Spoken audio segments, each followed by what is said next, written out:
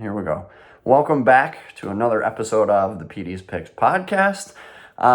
First episode, had some technical difficulties, little issues there. Appreciate you guys sticking through it with me. We're ironing out a few of the kinks still, as you can see, obviously. We'll get dialed in. We'll get into a pretty good routine here as we go. But yeah, learning on the fly, trial and error through a couple different things. Actually in a different setup today. Got the AirPods in. I'm that guy today. So I think when I start getting like a boom mic or like a big microphone with the muff on it and everything, then we'll know we've officially made it as a podcast. But until then, we're making do with what we got. First episode hit a couple hundred views on YouTube and a couple dozen podcast downloads, and so thank you for that. Appreciate the support, and only good things to come here in the future too. So especially as we get into the season and we get into regular season matchups and conference games, get into the showcases, your all-state teams, your all-tournament teams, things like that. There's just we're only scratching the surface here, which I think is what I'm most excited about here in August. But yeah, try and let's see here. The only thing I'll ask from you guys here with the podcast and everything is if you could please go to the YouTube channel, subscribe to YouTube. It's a big help for me, and your support is greatly appreciated there. Couple things I did want to mention. So I did put out on Twitter, hoping a couple coaches, a lot of coaches really would see it. What I'd like to do is start circling some dates on the calendar for this upcoming season. So if you have your schedules, schedules are for the most part done. You might not have puck drop times. You might not know if you're home or away, but you know who you're playing in and what day. I'd love to start seeing some schedules so we can start putting that calendar together. And then even from a content piece, the NFL does their big schedule reveal in April and May and things like that. I would love to do something similar for high school hockey. We start circling the calendar and identifying some of those key matchups as we get nearer to the season and create a bunch of buzz and a bunch of hype that way too. So coaches, if you have your schedules available, please send them to me. Shoot me a DM if you don't have my email, and I'll get you my email address. Most of you should be in your inbox somewhere for most of you coaches. But like I said, if not, shoot me a DM. We'll connect and we'll go from there. But a lot of opportunities there for content and things I'm curious about. So if you have that information, let me know.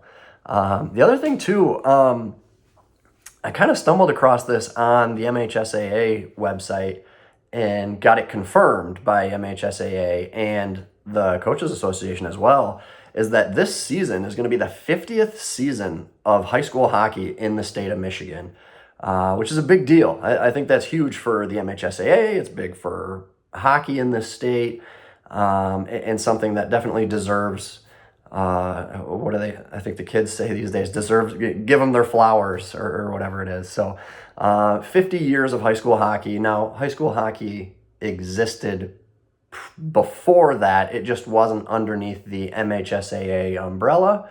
But nonetheless, 50 years of, record-breaking performances, state championship runs. There's a whole bunch of history we could go over to kind of celebrate this 50 years of high school hockey. And a lot of things I'd like to get to too, and that's where I'm kind of challenging you guys, the audience, where I'd like to do all decade teams, and we can kind of go 10 years at a time and put together some of the biggest standouts from those eras. And that's where I'm kind of leaning on you guys to, if you know people, send them my way, nominate people, if you will, and then also help me connect with some of these people as well.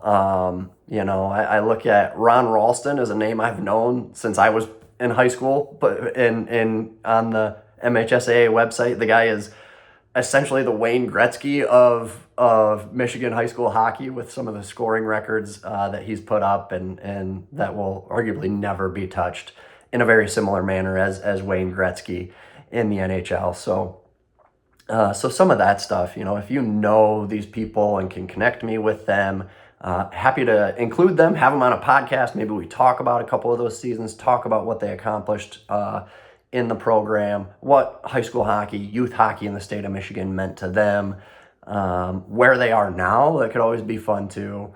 And really, Ralston was the one I mentioned. There's a lot of instances too, and some that might not even be on MHSAA.com. But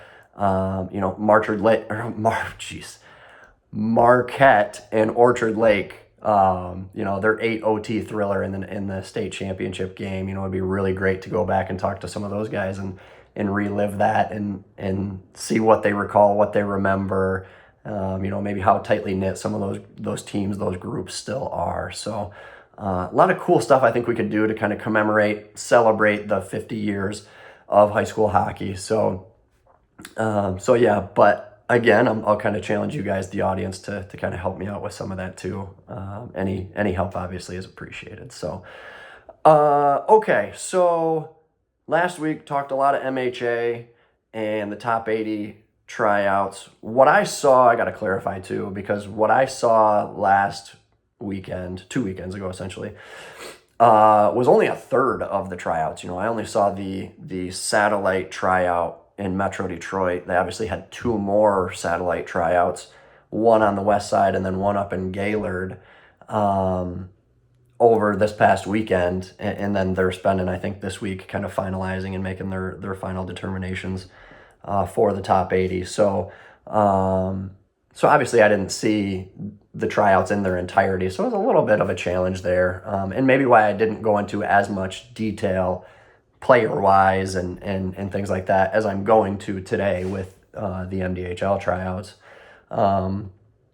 So yeah, I've been talking with Rick Gadwa about that and their satellite tryouts. And I gotta say, I do kind of like that satellite tryout component to it where, geographically as an individual with a kid, like, if you've got a kid and one tryout's a lot closer, 30 minutes down the road, as opposed to, maybe 2 hours to Metro Detroit, it is super convenient to kind of have those satellite tryouts.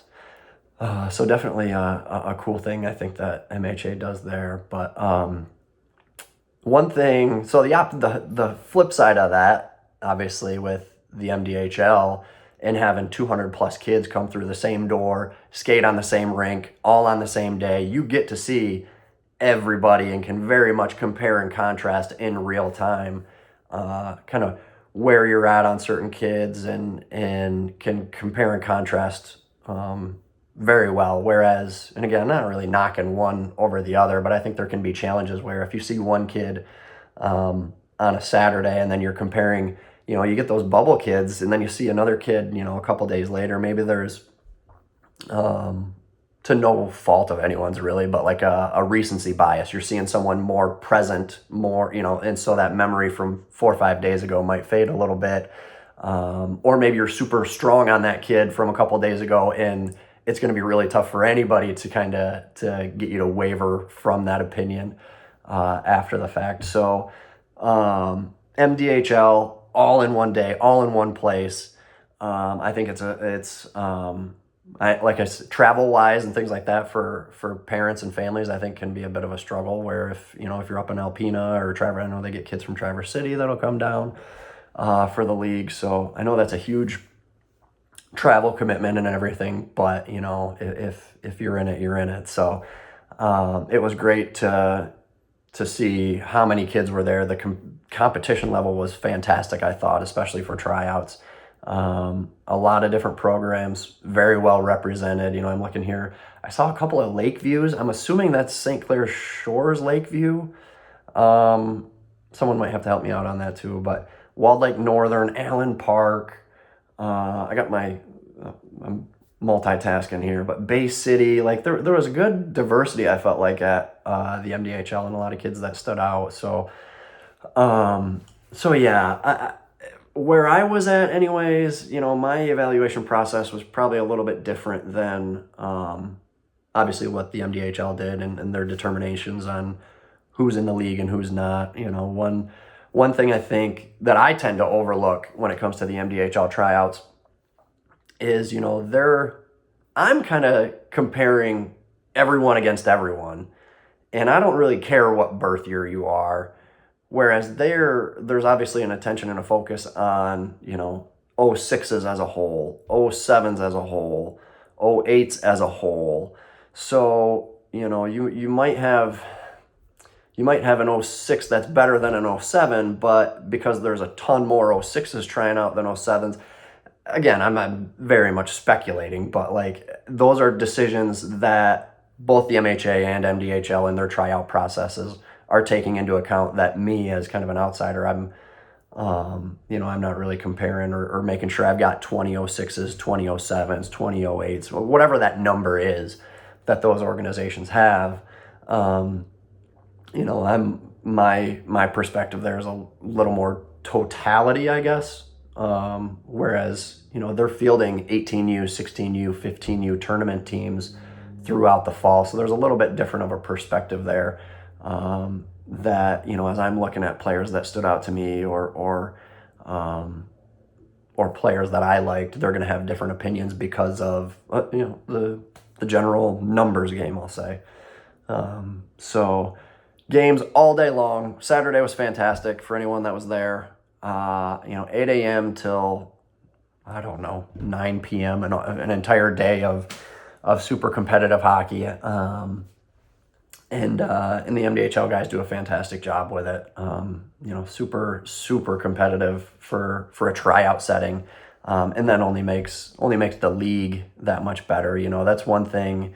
If you don't know much about the MDHL, I do really like the league structure, the league format that they use. And talking with Bill Burns, talking with those guys about it, they've modeled it after what Minnesota does with the Elite League that they do out in Minnesota. So it's a very similar format, and I think it's a really, I don't know what the word I'm looking for is. I say fun, but obviously there's more to it than just being fun. It keeps that the off-season hockey, spring, summer, fall. It keeps that fall hockey very competitive and still has like that team component to it, even though the players are very much there for an individual reason, right? They're there to develop and to get better, to make it onto a tournament team so that they can get exposure to scouts. Like, it's a very fall hockey is an individual purpose for things like this with MHA, MDHL, things like that. But the league dynamic kind of keeps that competitive edge to it. Where you're team green versus team black and team orange versus team white.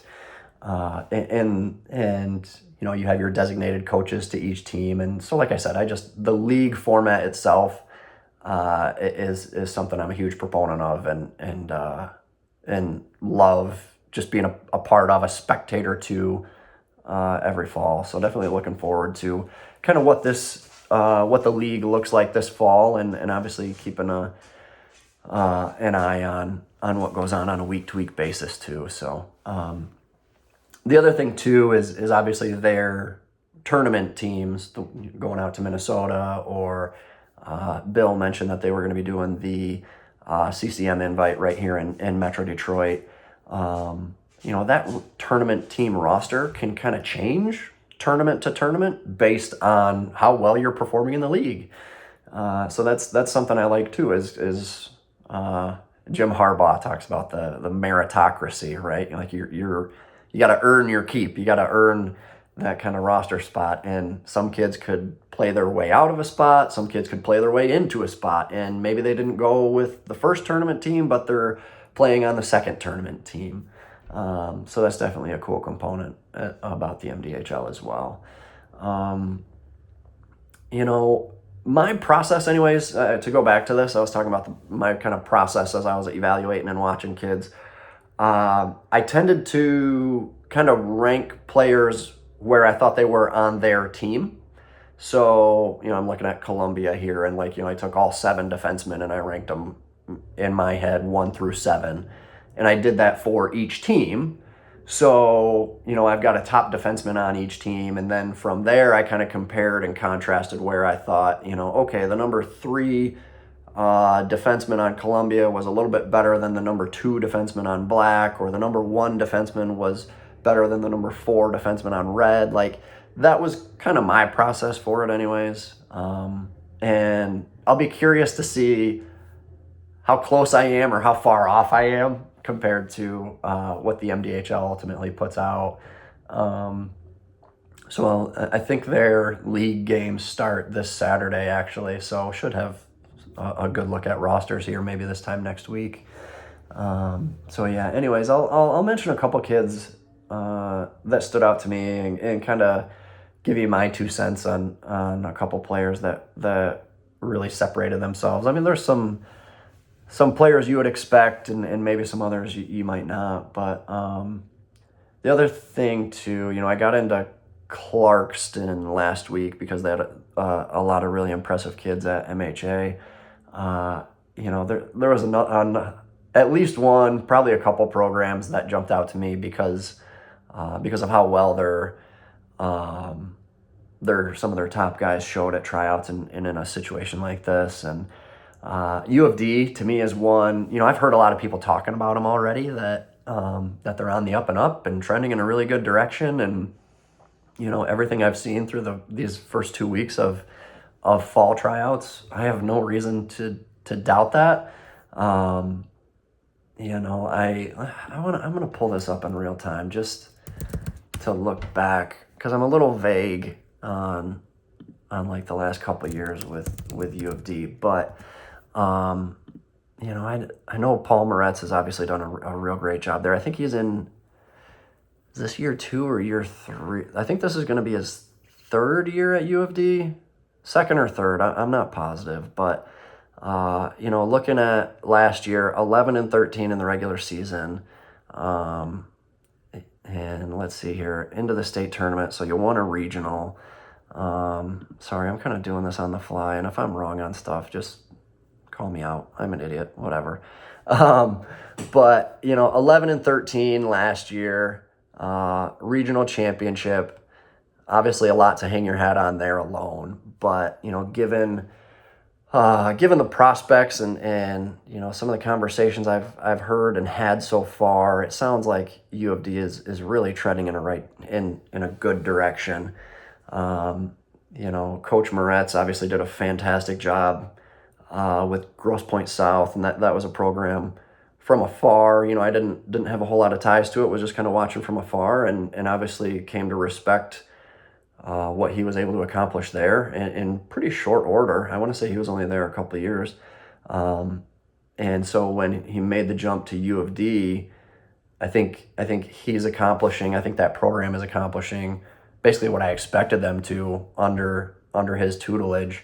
Fantastic coach, does a great job developing kids and putting kids in spots where they can succeed. And, you obviously see that with some of the kids that I've seen over the last couple weeks at tryouts. So that's a program that I think you could really see take a big step this year, similar to, like I was mentioning, Clarkston last week. Thomas Angle. Sorry, shoot me a DM, let me know. I'm going to go with Thomas Angel. He was one who really stood out to me over the weekend. I had him as the number 1 ranked forward off of that Columbia Blue team. He had a breakaway. He had a moment there, a breakaway where he just absolutely sniped. Some of that stuff where you're looking for a quick first burst, someone who can kind of flash that next level speed, or that really heavy shot, tink, bar down and in, some of that stuff. That's where I think guys in in a tryout setting can really separate themselves. And I thought Angel was one of those guys. Had a nice way of finding open space to make plays. You get to be that F3 on a forecheck. Did a nice job of kind of finding the soft areas and where he could get some space in the offensive zone. And then he had there was a 2-on-1 play where he kind of looked off the goalie. I can't remember exactly how it unfolded, but he was like blatantly making it obvious that he was looking at his passing option, and then like very quick turned and snapped one on net. So he, again, just some nice heady plays that I liked there a bunch. One kid, so here's another one that Brighton. I mean, there's no surprises there. Brighton is very much one of those programs that they're not rebuilding, they're reloading. And anyone they graduate, there's another stream, a fresh crop of promising prospects coming in.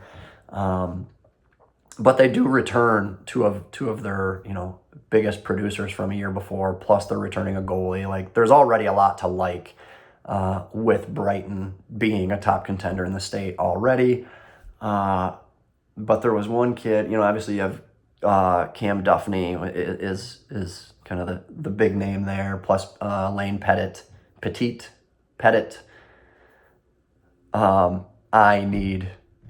I need some clarity on all these names. So everybody, you hear it. If I'm an idiot, shoot me a text. But Lane Petit, another one of those guys, like Brighton very much has those high-end guys already.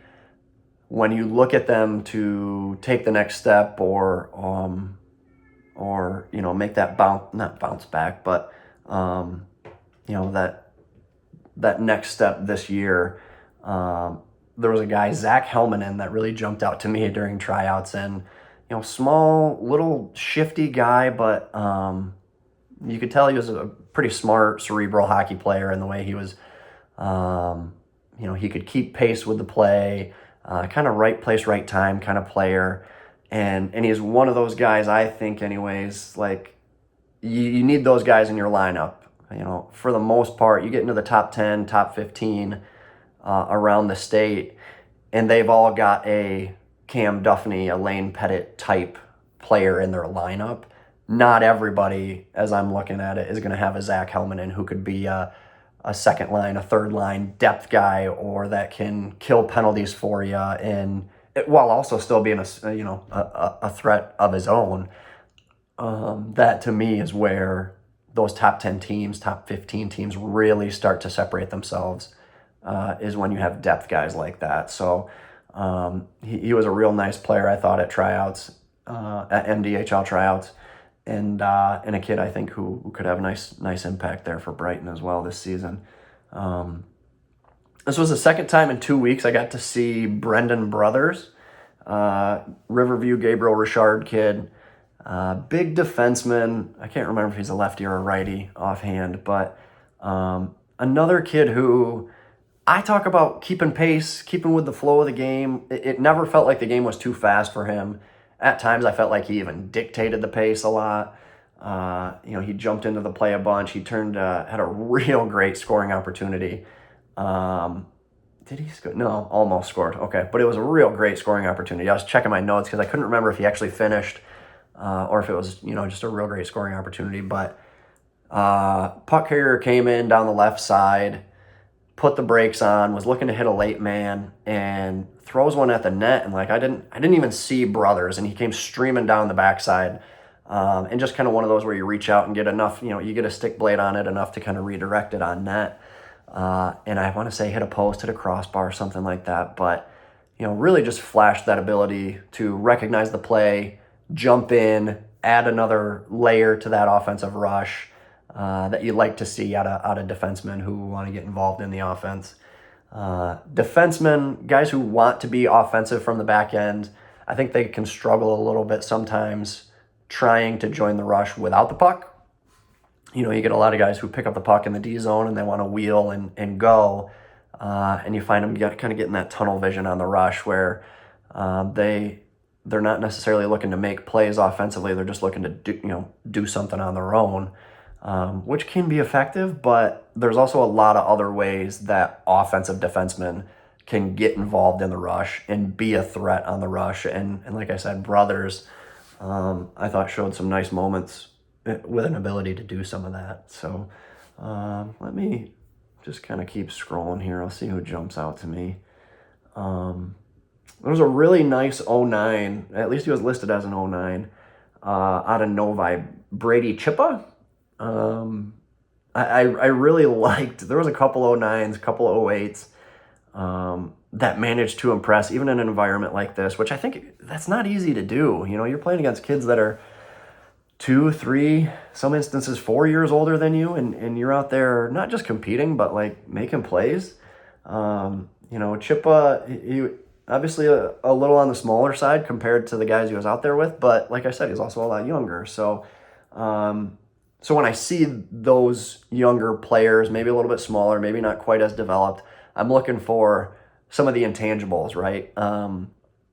He moved his feet well. He was playing center, which again isn't an easy position to try out for, I guess. But he was providing good puck support, I thought, through the D zone, which you don't see out of a lot of centers, and especially don't see it out of a lot of young centers.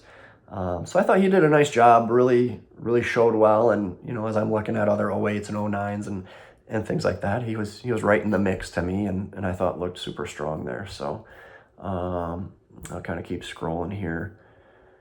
Let's see here. I gotta find a good one here. I need some good. I got a lot of good ones, but I mentioned U of D. Aiden Charon is another one who obviously stood out as well. He's another real nice forward that I think Moretz is going to have at his disposal, and coming off a big year too. I think, as I recall. Let me see here. All right, I'll give you 2 MIHL defense. I've been pretty MIHL heavy already, but I'll steer into it, whatever. 2 defensemen, again, that I saw as probably the best defenseman on their respective tryout teams.